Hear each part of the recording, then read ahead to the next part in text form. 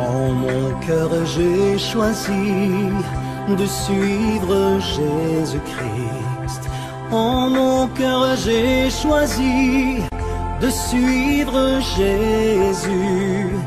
En mon cœur j'ai choisi de suivre Jésus-Christ. Oui, pour toujours. Oui, pour toujours. Si mes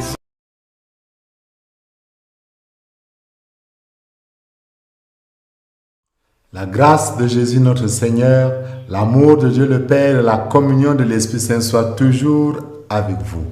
Bien-aimés de Dieu, nous sommes aujourd'hui 30 août, dernier dimanche du mois d'août et 22e dimanche du temps ordinaire. Dimanche passé, nous avons médité cette parole, cette question de Jésus à ses disciples. Pour vous, qui suis-je? Nous avons compris que accueillir Jésus, croire dans notre cœur que Jésus est le Messie choisi par Dieu, envoyé dans le monde pour nous sauver, qu'il est le Fils de Dieu, notre Seigneur et Sauveur, transforme notre être. Et donc, étant prêt à transformer comme Pierre, comme Simon pour devenir Képha, nous voulons continuer à méditer, nous voulons continuer notre cheminement avec le Seigneur. Aujourd'hui, sur la même lancée, nous sommes appelés à accepter que la parole de Dieu puisse s'accomplir en nous. Et cela entraîne effectivement des effets que nous sommes appelés à recevoir, à accepter.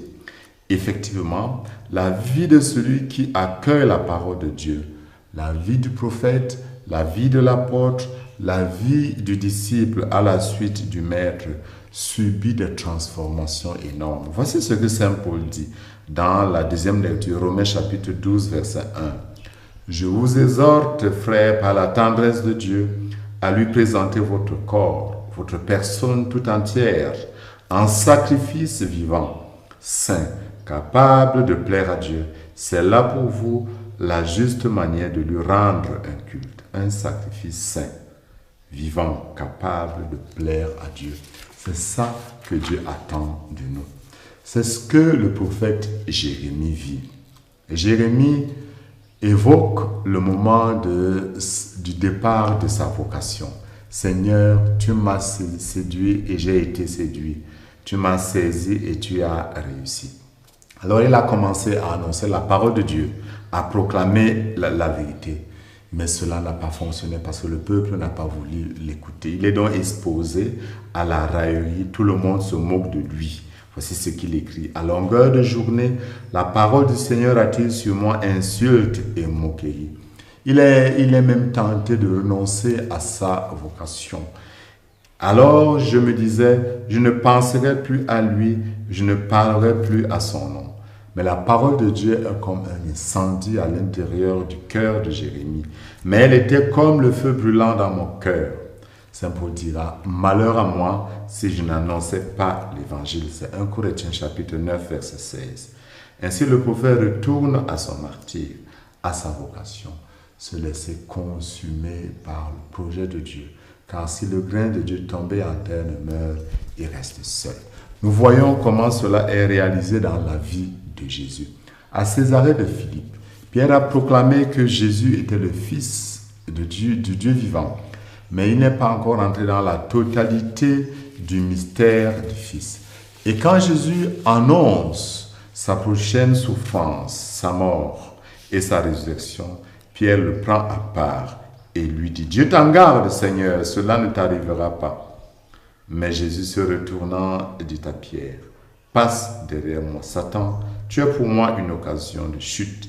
Tes pensées ne sont pas celles de Dieu, mais celles des hommes. » Effectivement, Jésus, quand il dit qu'il faut que le Fils de l'homme devra beaucoup souffrir de la part des anciens, des grands prêtres, être tué et ressuscité, ça n'entre pas encore dans le plan de Pierre qui est ébloui par l'idée du Messie. Voilà pourquoi Jésus lui dit que ses pensées ne sont plus les pensées de Dieu. Comme quand il vivait de ce qu'il avait reçu le jour de la transfiguration. Saint Paul dit ceci, toujours dans la deuxième lecture, maintenant le verset 2. « Ne prenez pas pour modèle le monde présent, mais transformez-vous en renouvelant votre façon de penser pour discerner quelle est la volonté de Dieu, ce qui est bon, ce qui est capable de lui plaire, ce qui est parfait. Discerner quelle est la volonté de Dieu, ce qui est conforme au projet de Dieu. Question, quel est le projet de Dieu pour moi? Qu'est-ce que Dieu désire pour moi? Christ lui-même doit réaliser ce pourquoi il est venu, le projet que le Père a pour lui, qu'il a accepté. La voix du Seigneur disait, qui enverrai-je? Alors j'ai dit, me voici. Il s'agit pour lui de se donner pour que les hommes aient la vie en abondance. Je suis venu pour que vous ayez la vie et que vous l'ayez en abondance. Si nous voulons marcher à sa suite, être ses disciples, la voie est tracée. Il s'agit de se perdre dans cet océan d'amour pour gagner sa vie. C'est ça, prendre sa croix. Il ne s'agit pas de chercher une souffrance. Perdre sa vie signifie, comme Jésus, accueillir la volonté du Père, que la volonté de Dieu devienne notre nourriture et que nous puissions donner notre vie pour ceux qu'on aime.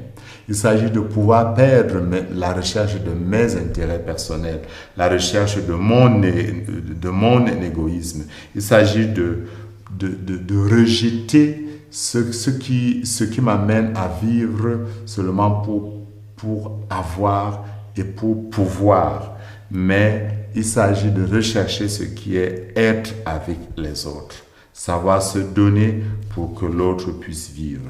Jésus dira dans Jean au chapitre 15, verset 13, « Il n'y a pas de plus grand amour que de donner sa vie pour ceux qu'on aime. » Notre foi grandit quand nous la mettons en pratique.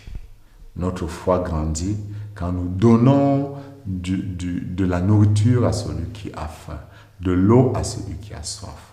Quand nous visitons ceux qui sont malades, notre foi grandit quand nous acceptons dans la dynamique évangélique de nous donner pour que les autres aient la vie et s'épanouissent. Quand nous recherchons l'épanouissement des autres, quand nous recherchons le bien commun, quand nous refusons l'égoïsme, l'égocentrisme, l'ernocentrisme et le clanisme, nous sommes obligés parfois de mourir à nous-mêmes parce que notre culture actuelle n'accepte plus la recherche du bien commun, n'accepte plus la gratuité. Ce n'est plus normal.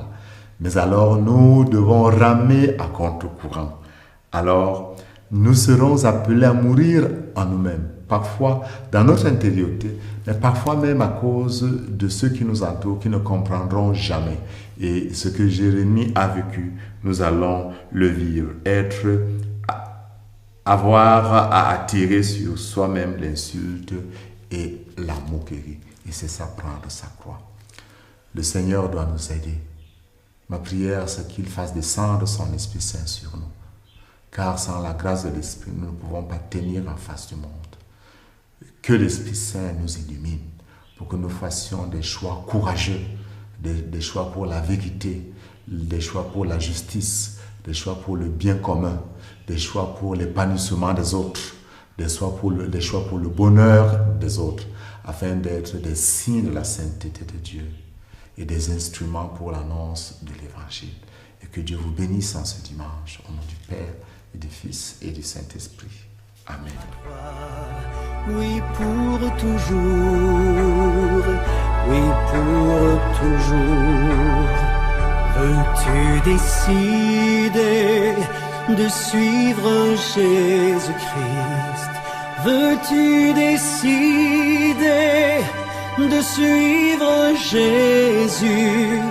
Veux-tu décider de suivre Jésus-Christ? Oui, pour toujours, oui, pour toujours. Suivre Jésus, oui, pour toujours.